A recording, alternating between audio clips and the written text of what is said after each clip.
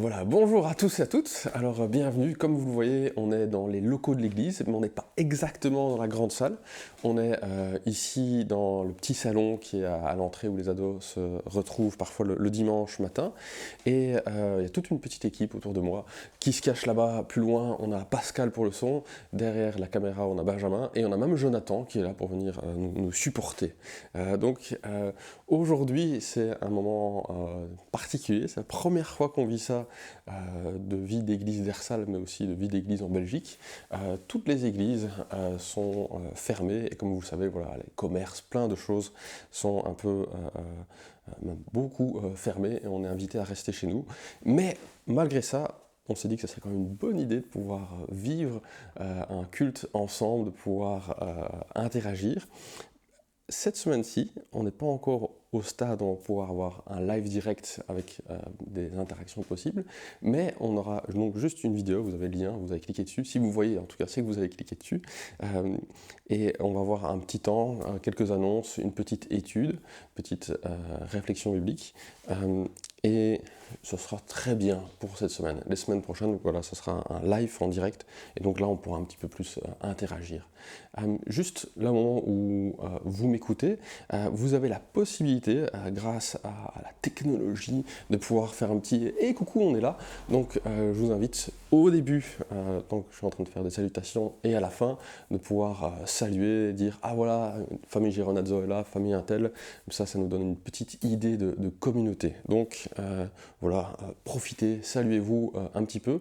Au début et en fin de vidéo, pendant le message, voilà, on va essayer d'être sage et d'être attentif à ce qui se passe. Donc, nous y voilà pour cette première.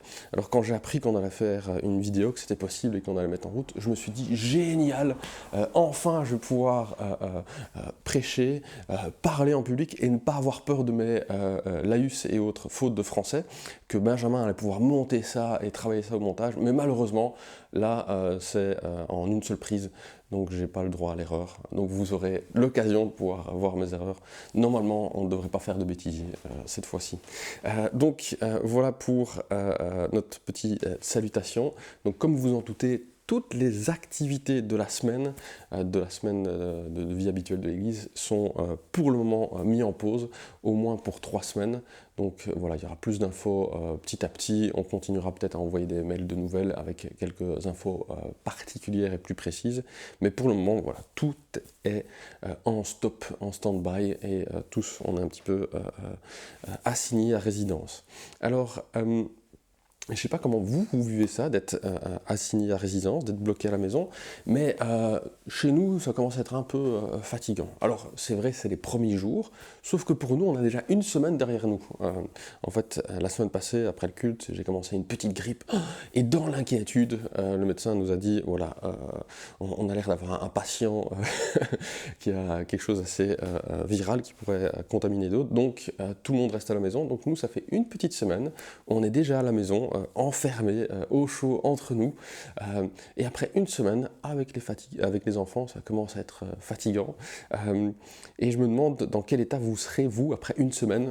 Donc l'idée, c'est pas d'avoir des images d'horreur, mais d'avoir juste une petite idée. Et c'est vrai que pour les enfants, en particulier, rester à la maison, ne pas aller à l'école, pas voir les amis de l'école, pas voir les amis de l'église, pas sortir, ça risque d'être un petit peu difficile, un petit peu pénible.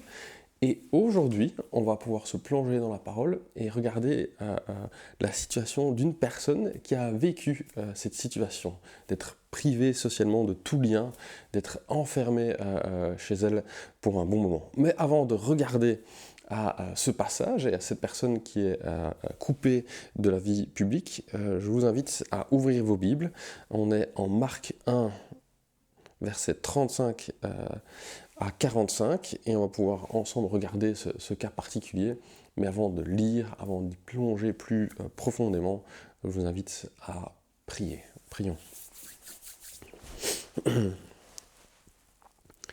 Seigneur Dieu, merci pour la chance que nous avons d'avoir une église. Et même si on est attaché au bâtiment, il est bon de se rappeler que l'église, c'est plus que simplement le bâtiment.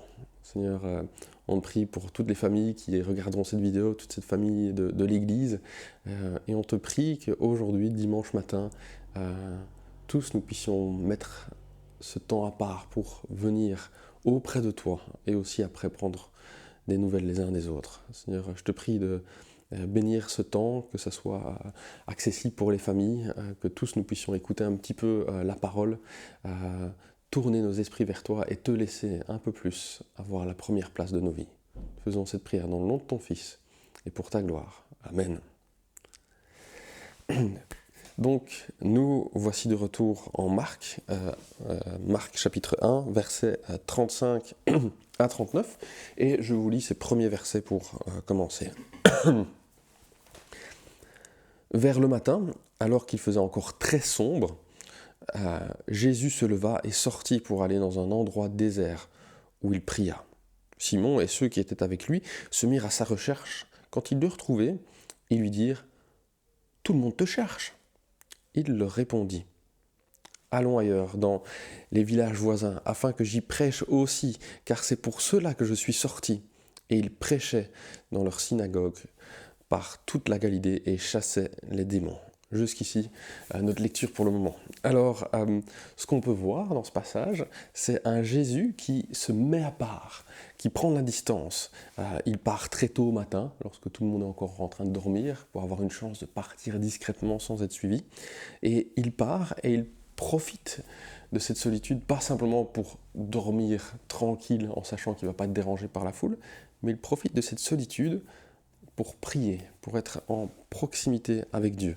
Déjà un premier bon exemple de ce que nous pouvons faire lorsqu'on est à part, lorsqu'on est en quarantaine, enfin, c'est pas exactement son cas, mais vous comprenez l'idée, pouvoir prendre du temps, premièrement, pas simplement pour se reposer et regarder les séries qu'on est en retard, mais pour nous centrer sur Dieu. Ici on voit que ce Jésus est à part, il prend du temps pour prier, et très vite, ses disciples arrivent près de lui. Il le cherche, il le questionne. « Ah, pourquoi es-tu parti ? Tout le monde te cherche. » Et là, c'est intéressant de voir la réponse que Jésus donne. Regardez avec moi, à nouveau, au verset 38. Il leur répondit « Allons ailleurs, dans les villages voisins, afin que j'y prêche aussi, car c'est pour cela que je suis sorti. » On peut voir ici que Jésus a comme but, objectif premier, de pouvoir prêcher, de pouvoir proclamer cette parole autour de lui. Et c'est malheureusement ce qu'il n'était plus exactement en mesure de faire lorsqu'il était à Capernaum. Si vous vous souvenez, à Capernaum, il a fait plein de miracles, il a guéri, il a chassé des démoniaques, enfin il a chassé les démons des démoniaques, pas le contraire. Et là, après avoir fait ses premiers miracles, tout le monde vient, tout le monde accourt pour venir être guéri, délivré par Jésus. Et là, Jésus dit « Je suis là pour prêcher, pas simplement pour guérir, et pour prêcher dans tous les villages, pas uniquement à Capernaum. » C'est là son but. Et en fait, cet objectif, on peut le retrouver dès Marc 1,15. On peut voir qu'il est là pour prêcher. En chapitre 1, verset 15, il dit... C'est la première prise de parole publique et il dit « Le moment est arrivé, le royaume de Dieu est proche. Changez d'attitude et croyez à la bonne nouvelle. » Qu'est-ce que Jésus est en train de prêcher ? Il est en train de prêcher ce message. Changez, revenez à Dieu, changez vos cœurs. Il était là en train d'annoncer cette bonne nouvelle de Jésus-Christ, celui qui vient nous sauver. Et c'est intéressant qu'il souligne, Marc 1, et que là il est en train de le vivre, de souligner que c'est le moment. Il prend le temps à part, il part, il se met en route pour aller dans un nouveau village et ensuite dans d'autres villages, parce que c'est le moment de faire ces choses. Peut-être on peut se dire, oui, mais pour Jésus, l'heure avant d'être face à Dieu, l'heure du jugement dernier, voilà, au niveau planétaire, on est genre à 16h, et avec l'arrivée de Jésus, on a 17h. Et c'est vrai que on ne sait pas exactement dire à quel moment la fin du monde arrivera, même s'il y a certains signes, les maladies, ce genre de choses, mais ça peut durer, et il y aura déjà eu beaucoup d'épidémies, et il y en aura encore beaucoup. Mais ce qui est important de souligner pour nous, aujourd'hui, c'est que le moment, pour nous, de venir et revenir à Dieu, et de mettre Dieu en première place dans notre vie, ce moment-là, c'est maintenant. Ce n'est pas dans 5, 10 ans, parce qu'en fait, on ne sait pas de quoi demain sera fait. Peut-être demain, on peut sortir, croiser quelqu'un qui a le coronavirus et l'attraper à notre tour. On peut avoir un accident de voiture. On peut avoir mille et une choses. Aujourd'hui est le moment de venir et de revenir à Dieu. Alors, comme on l'a vu, Jésus, dès le début de son ministère, verset 15, a cette priorité de pouvoir proclamer, de pouvoir prêcher. Et on voit que cette prédication s'exprime de différentes façons à différents moments. Première façon à travers laquelle elle s'exprime, chapitre 1, 21 à 34, que nous avons vu il y a 2 semaines ensemble. C'était Boris qui dirigeait, nous a partagé cette parole. Et dans ce passage, on a pu voir que Jésus, à travers sa parole, à travers ce qu'il était en train de prêcher, d'enseigner, il était dans les synagogues et donc il prêchait de façon particulière pour les synagogues, il enseignait.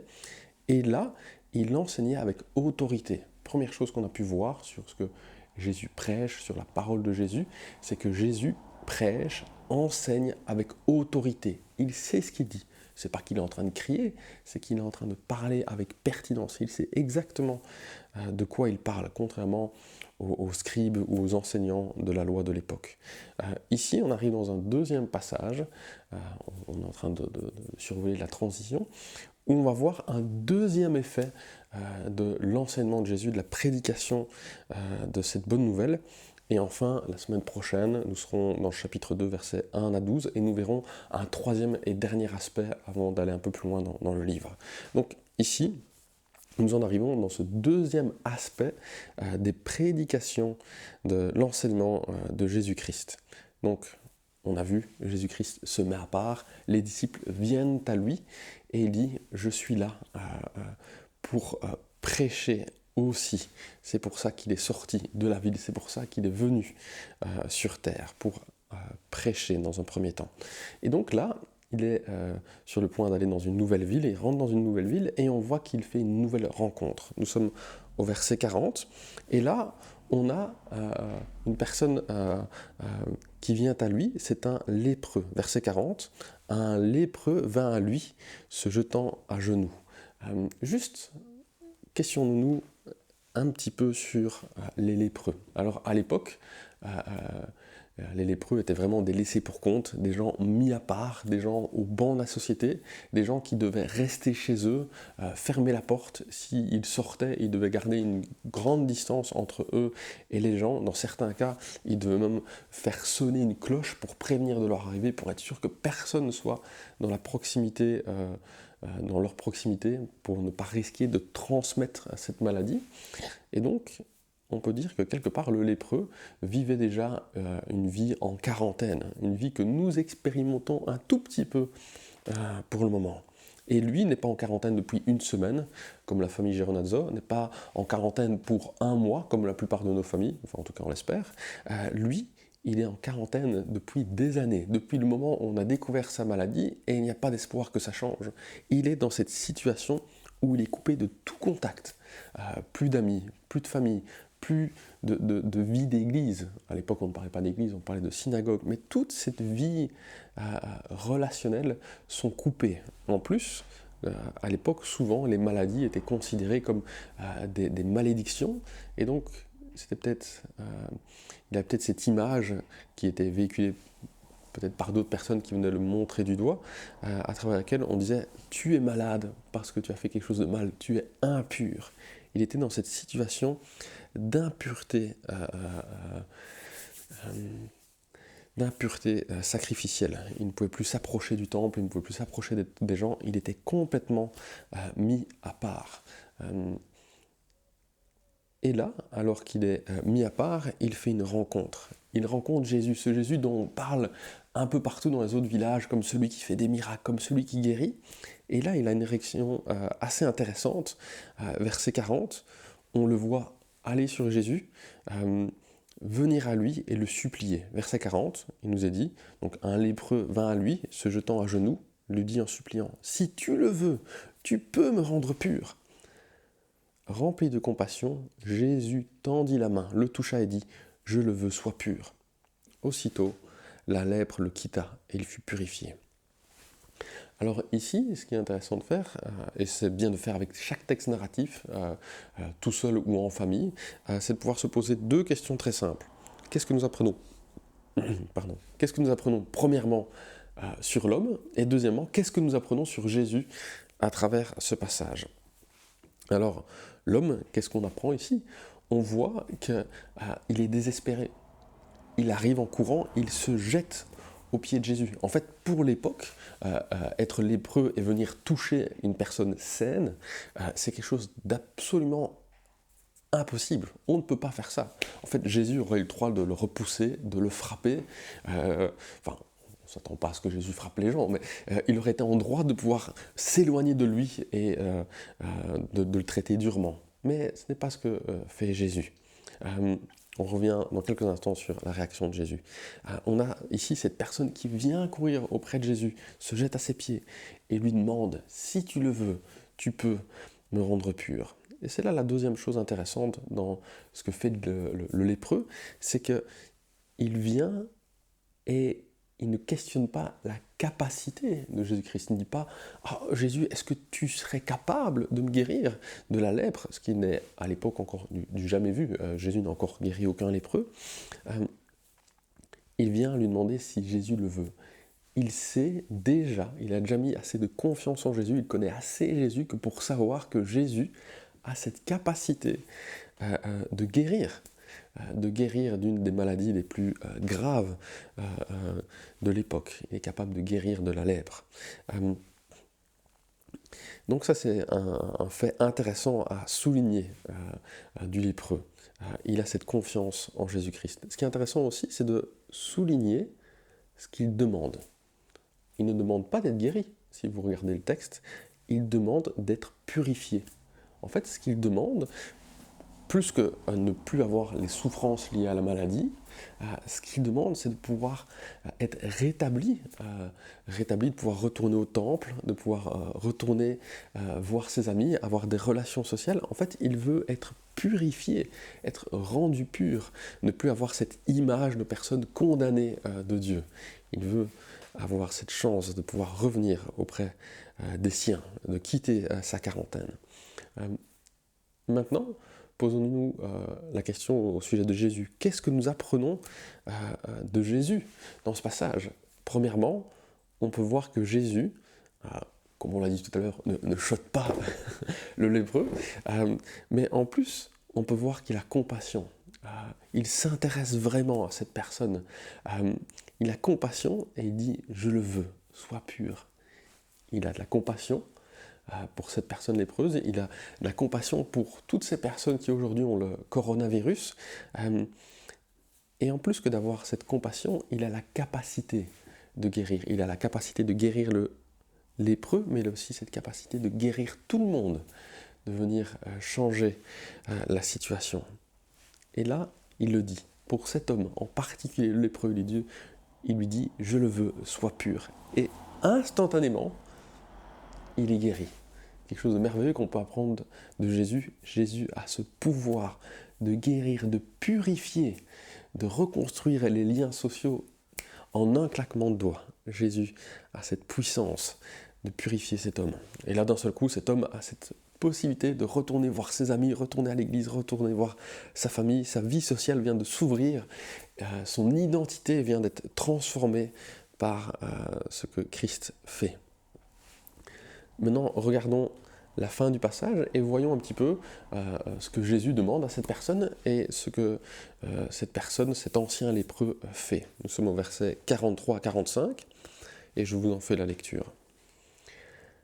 Jésus le renvoya sur le champ avec de sévères recommandations. Il lui dit « Fais bien attention de ne rien dire à personne, mais va te montrer au prêtre et présente pour ta purification ce que Moïse a prescrit, afin que cela leur serve de témoignage. » Cependant, cet homme, une fois parti, se mit à proclamer partout la nouvelle et à propager cette nouvelle, de sorte que Jésus ne pouvait plus entrer publiquement dans une ville.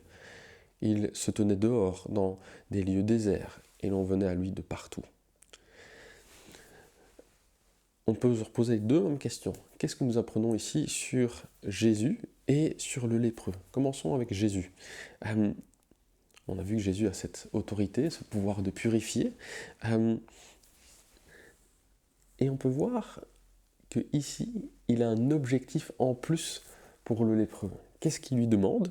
Il lui demande d'aller trouver le prêtre, de faire ce qu'on fait normalement pour s'assurer que les choses sont pures, rendre un sacrifice aussi.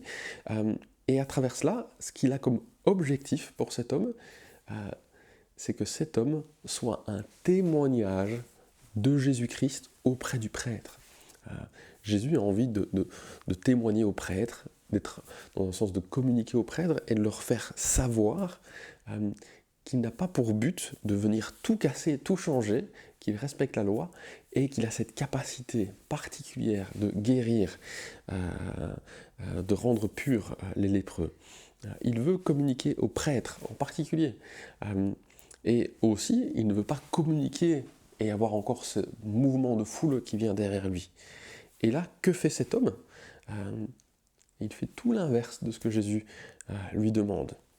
Il court et il va partout dire « Je suis libre, ça y est, je peux vivre comme je veux, je peux faire ce que je veux. » En même temps, on le comprend. Là, il vient d'avoir une super bonne nouvelle, il vient de vivre une transformation merveilleuse. On comprend qu'il est heureux de le partager, mais en même temps, c'est pas ce que Jésus lui demandait. Jésus lui demandait premièrement d'aller se présenter au prêtre. En fait, on pourrait dire en quelques mots que le lépreux voulait de Jésus comme sauveur, comme guérisseur, mais pas exactement comme Seigneur, comme celui qui règne, comme celui qui a cette parole d'autorité que nous devons écouter. Et là, on voit cet homme qui court partout. Jésus, ici, veut, pour le lépreux, guérir son corps, mais aussi il veut pouvoir devenir son Seigneur et son Maître. Il veut le rendre pur, et il veut tous nous rendre purs, pas simplement purs de la maladie, purs du coronavirus. Il ne veut pas nous mettre un gel sur tout le monde pour qu'on soit sans bactéries. Non, il veut que nous puissions être purs dans notre cœur, dans notre relation avec Dieu en premier et avec les autres. Comme pour le coronavirus, comme pour la lèpre, il y a plusieurs choses qui fonctionnent par contact. Donc par exemple, si vous approchez de quelqu'un qui a le coronavirus, si vous le touchez, si vous recevez postillon, touchez sa salive ou autre sécrétion nasale, dirons-nous, dans ce cas-là, il y a de fortes chances que vous soyez infecté ou que vous propagiez la maladie à d'autres. Plus on s'en rapproche, plus on est face à la maladie, plus cette maladie nous imprègne. C'est vrai pour la lèpre, c'est vrai pour le coronavirus, et c'est vrai aussi dans un sens un peu plus étrange pour la pureté. Plus on se rapproche de ce qui est pur, plus on peut être pur. Le lépreux a pu se rapprocher de la source qui purifie, il a pu se rapprocher de Jésus, et grâce à ça, il a pu découvrir une nouvelle forme de purification. Pour nous aussi, si aujourd'hui nous voulons avancer dans notre purification, être purs et rendre possiblement d'autres purs, nous avons besoin d'être proches de cette source de Jésus-Christ, seul qui peut venir nous purifier. Alors, dans ce temps d'isolement, où on est tous censés minimiser nos relations sociales, il est bon de se dire, ah ben tiens, tant qu'on est à la maison, en famille, essayons d'être sages, pas comme le lépreux qui va faire des bisous à tout le monde, mais essayons d'être sages en restant à la maison, en obéissant aux consignes de sécurité de notre gouvernement, mais aussi saisissons cette opportunité de pouvoir avancer dans notre pureté. C'est pour nous l'occasion, peut-être si vous devez rester à la maison avec les enfants ou autres, ce n'est pas simplement l'occasion de prendre de l'avance sur les séries, de rattraper notre retard sur les séries ou sur le nettoyage, même si ça peut être pratique, mais c'est aussi pour nous et surtout l'occasion de pouvoir passer du temps en famille, de pouvoir lire la Bible avec sa famille. J'ai des bons souvenirs, enfant, de pouvoir lire la Bible avec ma famille, et je me souviens de ma mère qui nous racontait l'histoire de Joseph.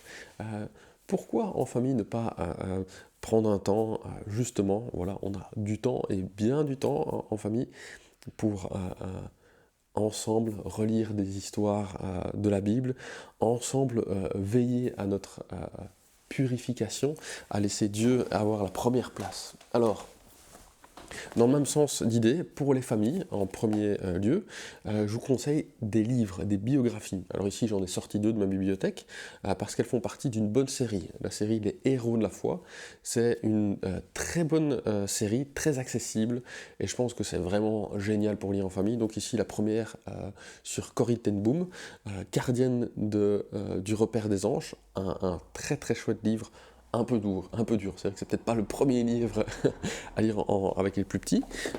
Ici, un deuxième livre très intéressant, John Wesley. Il était un des premiers missionnaires. Il a été dans plein de pays. Il a fait un travail remarquable. Ce genre de biographie, vous les trouverez facilement au Bon Livre. Petite pub pour nos amis du Bon Livre. Et c'est vraiment très chouette de pouvoir les lire en famille.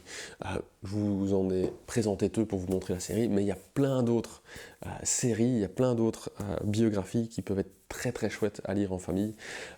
Et normalement, si je ne dis pas de bêtises, mardi le Bon Livre est ouvert, donc vous pouvez aller au Bon Livre et profiter de ces bons livres pour les lire en famille. Alors, deuxième idée pour grandir dans notre pureté, de pouvoir prier en famille.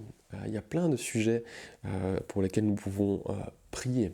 On peut prier pour notre communauté qui est momentanément morcelée. On peut prier aussi pour l'école du dimanche, les monitrices qui sont en train de préparer des choses, prier pour les jeunes qui vont bientôt partir en Roumanie, prier pour toute une série de sujets simplement de la vie d'église, mais aussi prier pour peut-être des personnes en particulier. On peut prier pour Miansou, on peut prier pour la missionnaire Françoise Pedeau, ou encore pour des personnes à la santé plus fragile, comme par exemple la petite Janine. J'ai eu des contacts avec elle cette semaine. Elle a eu une forte grippe, des problèmes respiratoires, elle a une faiblesse à ce niveau-là. Et donc, on peut penser à ces personnes à la santé plus faible et déjà prier pour eux en famille. Je me souviens avec un peu de nostalgie et d'émotion d'avoir rencontré une fois une famille d'amis et d'avoir la petite fille Loïs qui venait me trouver en me disant « Ah Tomate, on prie pour toi !»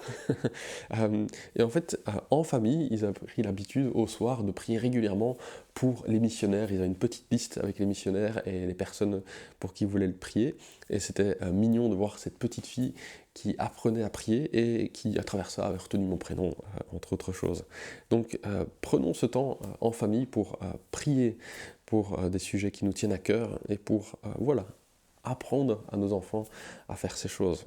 Un autre exemple dont je vous ai déjà fait mention, dans différents mouvements de jeunesse, parfois d'avoir des jeunes qui venaient nous trouver et qui nous disaient « Ah, vous savez, je pense que mes parents sont pas vraiment chrétiens, ils vont à l'église, mais ils ne prient jamais à la maison, ils ne lisent jamais la Bible à la maison. » Ici, vous avez une opportunité.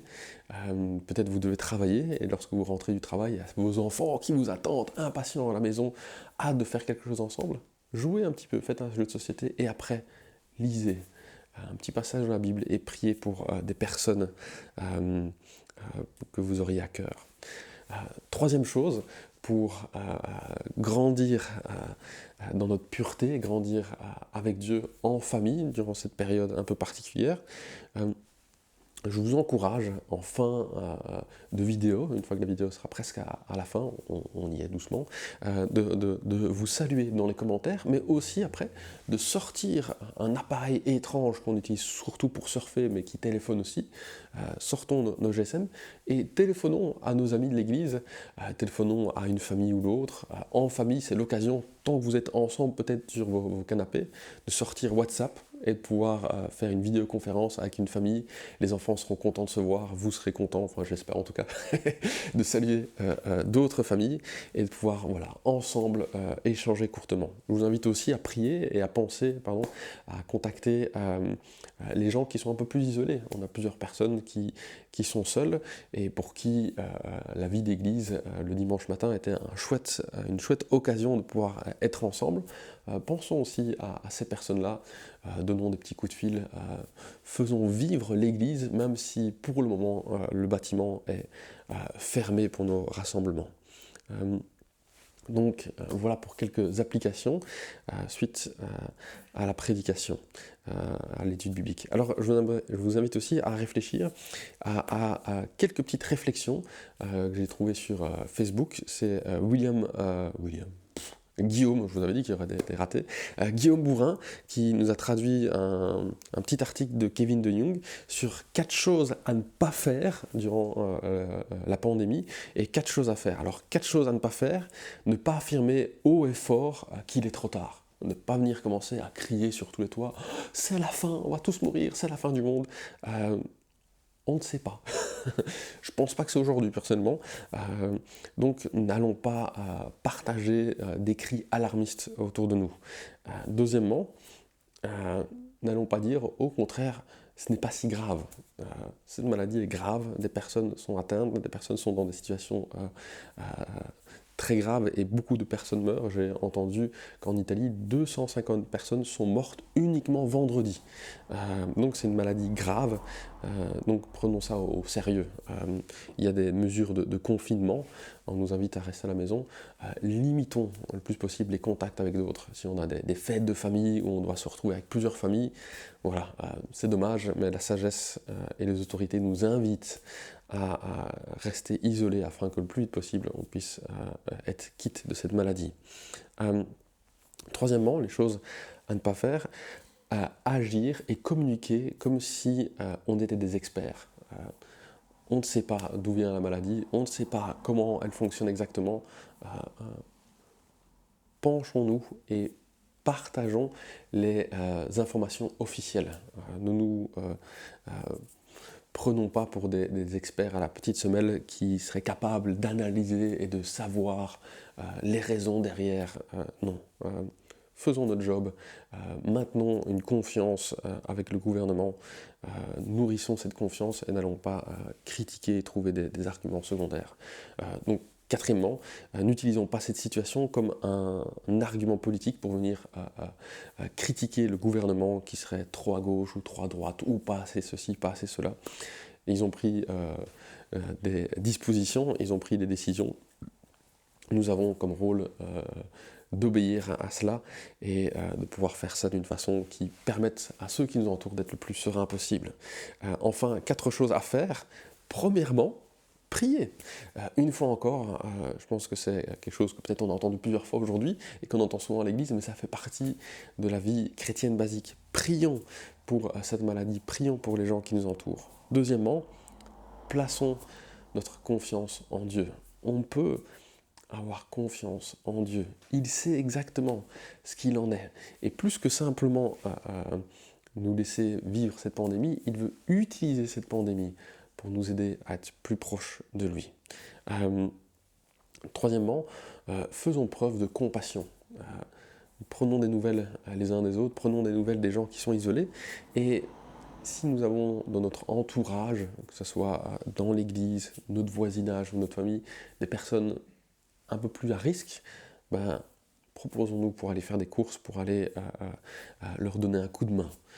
Donc, ayons de la compassion, soyons solidaires avec ceux qui nous entourent. Enfin, 4, rendons grâce pour toutes choses, car Dieu peut utiliser ça d'une façon merveilleuse. Alors, remercions-le pour tout ce qu'il nous donne, remercions-le pour cette vie, remercions-le pour ses capacités techniques où nous pouvons, presque en direct, ce sera la semaine prochaine ça, où nous pouvons vivre un moment en communauté, même si c'est très différent, mais merci Seigneur pour toutes ces choses qu'il rend possibles.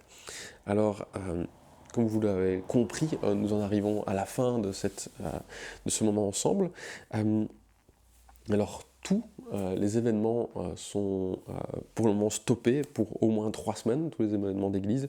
Donc il n'y aura pas de venue de Saïd Oudjibou, il ne viendra pas du tout. On alimentera peut-être le compte YouTube avec quelques vidéos. On espère peut-être pouvoir mettre son témoignage et des choses comme ça qui sont accessibles facilement sur Internet. Donc voilà, soit c'est une bonne nouvelle, on aura des choses intéressantes à vous proposer. Donc en famille, c'est une autre chose que vous pouvez faire, regardez le témoignage de personnes comme Saïd Oujibou, ça pourrait être très sympa. D'ailleurs, vous pourrez peut-être le trouver cet après-midi si vous tapotez un petit peu sur YouTube. Alors, pour les études bibliques, bien entendu, on ne pourra pas se rencontrer, même si on est moins de 100 la plupart du temps aux études bibliques. Malgré ça, je vous invite pour ceux qui font partie des études bibliques du mardi et du jeudi, à peut-être mettre de côté juste la plage horaire du mardi après 13h, 13h30. Et dans ces eaux-là, entre 13h et 13h30, j'essaierai de vous contacter par WhatsApp. On va essayer de faire une petite vidéoconférence, donc je vous téléphonerai. Et ce sera juste un premier test pour voir s'il y a moyen de faire quelque chose par vidéoconférence. On papotera un petit peu tous ensemble, on priera les uns pour les autres, et si c'est concluant, les semaines suivantes, peut-être on essaierait de faire l'étude biblique par vidéoconférence, donc mardi entre 13h, 13h30, je vous contacterai si vous faites partie du groupe du mardi. Même chose pour le groupe du jeudi, sauf que là, ce sera le jeudi vers 20h que je vous contacterai, juste pour essayer une petite vidéoconférence, nous voir les uns les autres en direct, échanger, prier un petit peu pour les autres. Et si c'est concluant, on fera plus la semaine suivante pour les études bibliques. Donc voilà pour les annonces. Nous en arrivons à la fin de ce moment et je vais simplement prier avant de rendre l'antenne. Prions.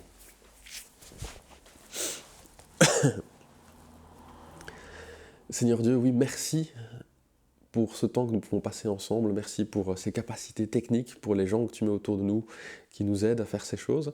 Mais on te remercie aussi simplement pour la chance que nous avons de vivre à cette époque qui nous permet de faire cela. Seigneur, on veut te prier aussi pour toutes les personnes plus fragiles. On te prie que tu puisses les garder loin de ce virus. On pense aux personnes les plus fragiles de notre communauté en particulier.